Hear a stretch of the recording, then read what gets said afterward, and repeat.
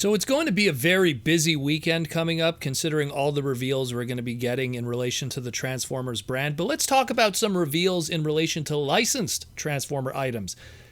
This weekend, as of this recording, the setup for the ACGHK 2021 convention is happening, the AnimeCom and Game Expo in Hong Kong.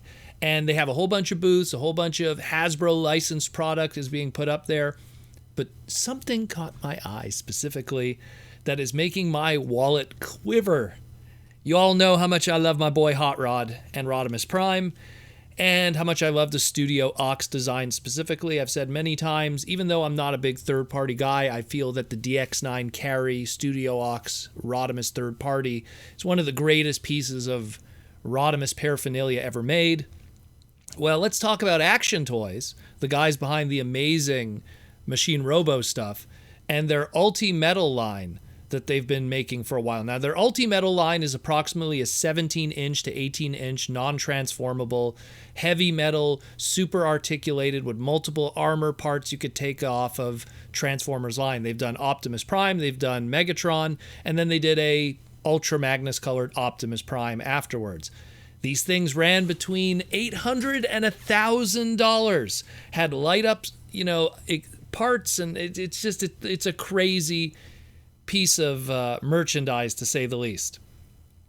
So, oh man, looks like we're going to be getting from Action Toys, according to their booth that they've set up and the early photos we've seen online, a Action Toys Ultimetal Rodimus Prime Rodimus Convoy and Galvatron, both done in their Studio Ox Transformers 2010, aka Season 3 manga colors. Oh my goodness, I am in serious trouble. They look really good. They look really, really good. The Galvatron is, my goodness, that is probably the best looking Galvatron anything I've seen in a very long time for non-transformable items. And the Rodimus, maybe it's, we're going to see definitely a lot more when they do dynamic poses, but what's even more exciting about the Rodimus is not only do we get the Studio Ox design, all the little fine details like the stuff on the top of his spoiler, the fact that his three photon cannons on his wrist have the little extra cable attached to it, all the little fine details that Studio Ox put into that Rodimus Convoy design, but they included extra accessories to turn him into Rodimus, I guess Hot Rodimus as it was called in Japan, or Hot Rod. So you get the little helmet change, you get the little shoulder changes, and the different spoiler. Although I'll be honest with you, the spoiler is still a little too V for me. It's got to be a little more flat to be a Hot Rod one. But either way, this is the obviously the stylized take that Studio Ox and Obari-san did all those years ago. Oh man, Matsumi Obari, man, this dude just knocks it out of the park every time. And when he did Transformer art back in the 80s, he created some of the most amazing designs. And now he's going to cost me some serious coin here, because here's the thing. You look behind the Rodimus Convoy one, and behind it they're showing off the previously released Megatron without the armor pieces on, to give an idea of how the gimmick works. So that means that the Rodimus is definitely confirmed to be within that same size, and definitely due to that same price point of 17 inches to 18 inches for people who work in centimeters, about 43 to 45 centimeters. It's going to be a big sucker. And considering he's going to have those interchangeable parts, and probably being Studio Ox and being Ultimetal, probably going to have light up eyes, little LED eyes and everything, probably even for the Matrix. He's going to be expensive and probably in that same price point. So this is going to be a tough pill to swallow for me. People were hesitant about stuff like Unicron at 600, or even bigger items in the Transformer world. But this is going to be a tough pill for me to swallow. I don't know how I'm going to swing this. But yeah, this is really cool though. This is really, really cool. I'm very excited about this.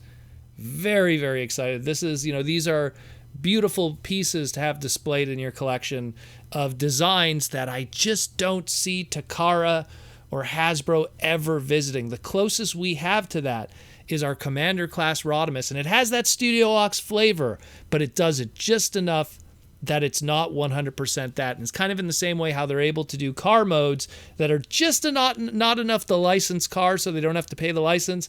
I feel it's the same way. They're just not enough the Studio Aux design that Obari did all those years ago so they could kind of do something different. But we got this here, and man, oh man, whew, it looks great.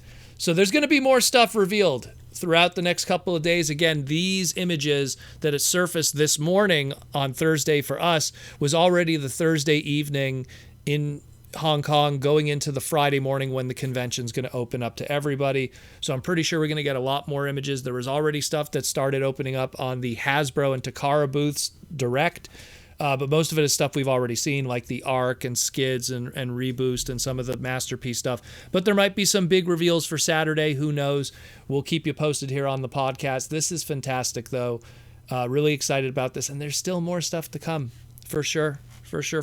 So it's going to be a very interesting next couple of days, and especially the Saturday night live stream that we'll have, too, at 8 o'clock in a couple of days, too. So this is awesome. Let me know what you think. And I'm gonna go figure out a way how to scrounge together $800 to $1,000 USD for a big chunk of metal and plastic of my boy Hot Rod.